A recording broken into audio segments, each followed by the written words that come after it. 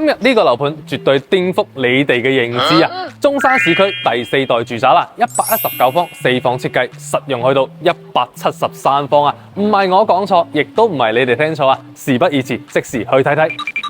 嚟到屋苑，先送咗我哋一個入戶花園位置啦，採光觀感係做到極致噶。重點嚟啦，成個開間做到我哋5.8米嘅餐客廳噶，唔好忘記佢係一個119方嘅單位啦，4房設計，而且望出去嘅視野咧係完全冇遮擋，非常之開揚噶。呢邊仲有我哋一個公圍同埋客房嘅一個設計，都係非常之方正噶。